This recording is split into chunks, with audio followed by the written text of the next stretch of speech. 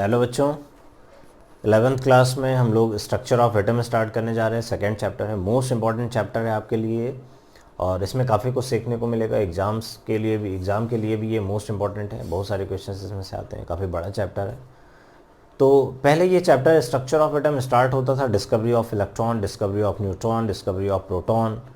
फिर इसके बाद होता था एटॉमिक मॉडल्स, फिर Thomson atomic model, Rutherford atomic model, drawbacks of Rutherford atomic model, and then after Maxwell theory of EMR, then Planck's quantum theory. ये सब कुछ हमें सिक्वेंशियल वे में पढ़ना था। उसके बाद Bohr model of an atom आता था।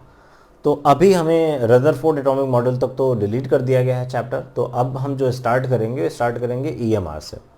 तो EMR के बारे में सबसे पहले किसने बताया? मैक्सवेल ने। मैक्सवेल थियरी ऑफ EMR से चैप्टर स्टार्ट होता है। एक्चुअली में जो EMR होता है, इलेक्ट्रोमैग्नेटिक रेडिएशन जो होता है, उसके करेक्टरिस्टिक में उसमें डुअलिटी होती है, उसके करेक्टर में डुअलिटी होती है। डुअलिटी मतलब वो वेव नेचर को भी रिप्रेजेंट करता है और पार्टिकल नेचर को भी रिप्रेजेंट करता है।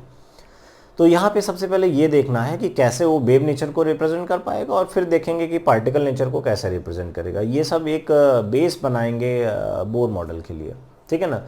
तो पहले हम ये समझते हैं कि मैक्सवेल थियरी क्या होती है और कैसे ये। तो सबसे पहले मैक्सवेल नाम के साइंटिस्ट थे जो उन्होंने सबसे पहले ये ऑब्जर्व किया कि जब कोई चार्ज पार्टिकल, चाहे पॉजिटिव चार्ज हो या निगेटिव चार्ज हो, जब वो मूव करता है अंडर एक्सेलरेशन, या सिंपली बोले कि ऑक्सीलेट करता है। क्या करता है? ऑक्सीलेट। ऑक्सीलेशन तो जानते हो ना आप।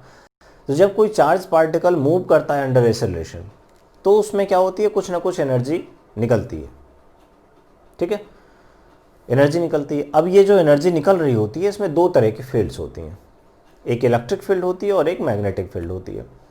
आप किसी चार्ज पार्टिकल को ऑक्सीलेट करा के देखो।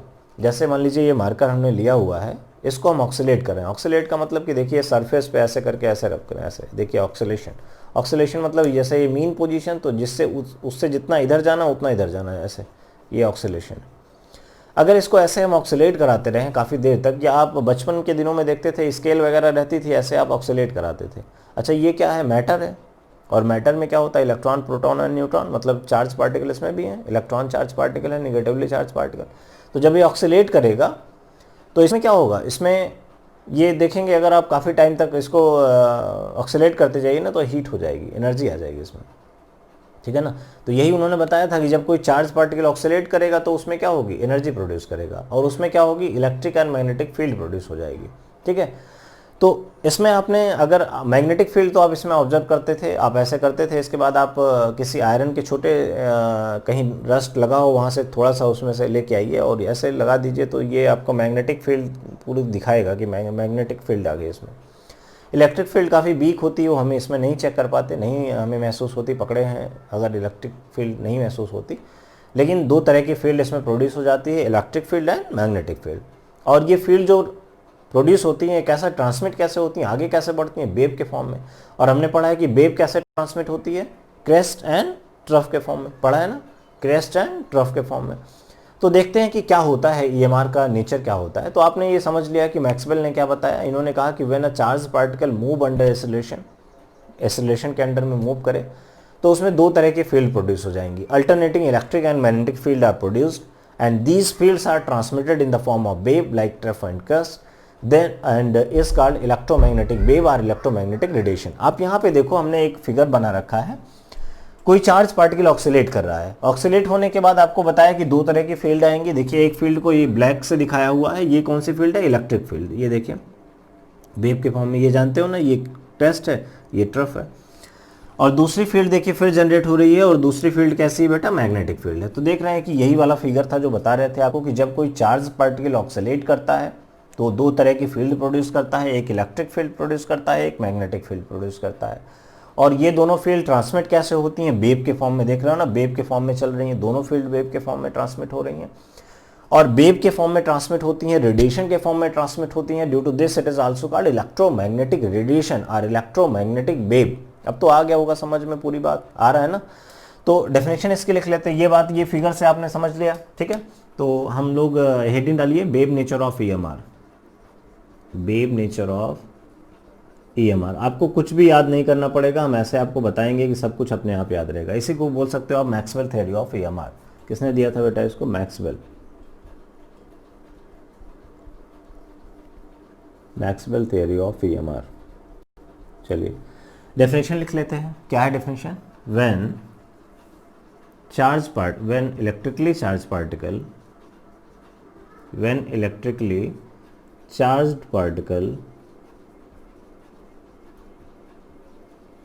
when electrically charged particle move under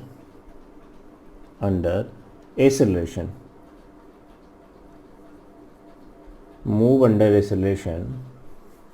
alternating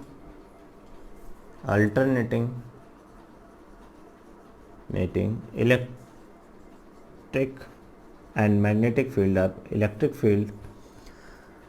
alternating electric and magnetic field are produced. Magnetic field are produced. क्या लिख रहे हैं बेटा?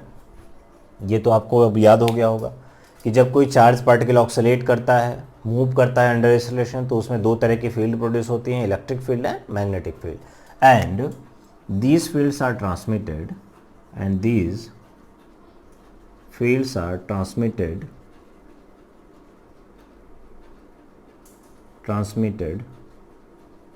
in the form of wave called electromagnetic wave or electromagnetic radiation। ठीक है बेटा, डेफिनेशन याद हो गया सभी को? कुछ राज तो नहीं करना है। क्या बोल रहे हैं कि जब कोई चार्ज पार्टिकल ऑक्सीलेट करता है या बोले कि एक्सेलरेट करता है, मूव करता है अंडर एक्सेलरेशन, तो उसमें दो तरह की फील्ड प्रोड्यूस होती है, electric field and magnetic field. और ये फील्ड वेव के फॉर्म में ट्रांसमिट होती है, इस वजह से इसे इलेक्ट्रोमैग्नेटिक वेव कहते हैं, इलेक्ट्रोमैग्नेटिक रेडिएशन कहते हैं। एकदम सिंपल है, आपको तुरंत याद हो गया होगा। अब हम यहाँ पे कैरेक्टरिस्टिक्स ऑफ ईएमआर पढ़ते हैं। नेक्स्ट हेडिंग डाल दीजिए, कैरेक्टरिस्टिक्स ऑफ ईएमआर। ईएमआर के कुछ कैरेक्टरिस्टिक्स पढ़ते हैं। अभी आपको बताया है कि दो तरह की फील्ड प्रोड्यूस होगी, एक इलेक्ट्रिक और एक मैग्नेटिक। यहाँ पे देखिए दोनों फील्ड हमने बना रखी है, ठीक है। अब यहाँ पे जो फर्स्ट कैरेक्टरिस्टिक है बेटा, उसमें ये बताया जाता है कि जो इलेक्ट्रिक फील्ड और जो मैग्नेटिक फील्ड प्रोड्यूस होती है वो एक दूसरे से परपेंडिकुलर होती है। एक दूसरे से परपेंडिकुलर मतलब तो समझते हो कि एक दूसरे से 90 डिग्री का एंगल बनाती है। तो देखिए जो इलेक्ट्रिक फील्ड प्रोड्यूस हुई है, ये वाली ब्लैक वाली लाइन बेटा इलेक्ट्रिक फील्ड की है, ये वाली लाइन इलेक्ट्रिक फील्ड की है, ये वाली, ठीक है। अब देखिए जो इलेक्ट्रिक फील्ड प्रोड्यूस हुई है, देखिए यहाँ पे देखिए ये वाली फील्ड, और ये वाली जो रेड वाली लाइन है ये मैग्नेटिक फील्ड को रिप्रेजेंट कर रही है। ये देखिए मैग्नेटिक फील्ड को रिप्रेजेंट कर रही है ये वाली लाइन। तो आप देख रहे हो कि इन दोनों के बीच में 90 डिग्री का एंगल है। देखो ये दोनों एक दूसरे को 90 डिग्री पे कट कर रही हैं। कह रहा है कि the electric and magnetic field produced by the oscillation of charge particle are perpendicular to each other. देखो परपेंडिकुलर टू ईच अदर, एक दूसरे से परपेंडिकुलर है, ठीक है ना। And perpendicular to the direction of propagation of wave. देखिए wave कैसे प्रोपेगेट कर रही है, वेव का प्रोपेगेशन का डायरेक्शन क्या है, ऐसे तो जा रही है वेव आगे। ये देख के लिखा है direction of propagation of wave. Wave जिस डायरेक्शन में प्रोपेगेट कर रही है उस डायरेक्शन से भी दोनों फील्ड जो है 90 डिग्री का एंगल बनाएंगे। देखिए ये डायरेक्शन है, और ये देखिए जो इलेक्ट्रिक फील्ड है, ये ब्लैक वाली फील्ड देखिए, ये देखिए इससे 90 डिग्री का एंगल बना रही है। देखिए ये लाइन है ना, ये लाइन है प्रोपेगेशन की, तो इस लाइन से देखिए क्या बना रही है, 90 डिग्री का एंगल ये बना रही है और 90 डिग्री का ही एंगल ये बना रही है, ठीक है। तो एक बात अब कैरेक्टरिस्टिक में ध्यान रखेंगे, लिख लीजिए। फर्स्ट लिखिए the oscillating electric and magnetic fields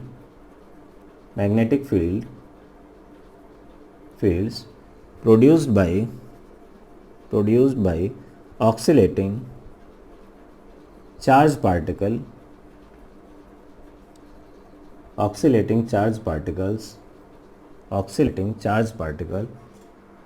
क्या लिख रहे हैं, the oscillating electric and magnetic fields produced by oscillating charge particle are perpendicular to each other and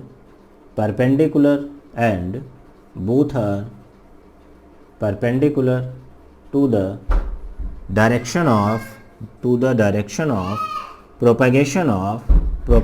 of wave। ठीक है बेटा ना, क्या कह रहे हैं कि जो oscillating electric and magnetic field है वो एक दूसरे जो प्रोड्यूस हो रही है ऑक्सीलेटिंग चार्ज पार्टिकल्स से वो परपेंडिकुलर होती है एक दूसरे के, देखिए यहाँ पे दिखाया गया है। और जो direction of propagation of wave होता है उससे भी दोनों परपेंडिकुलर होती हैं, मतलब दोनों field direction of propagation of light से भी परपेंडिकुलर होती हैं और एक दूसरे से भी परपेंडिकुलर होती हैं। वो बात यहाँ पे लिखी गई है और बात फिगर में दिखाई गई है, ठीक है।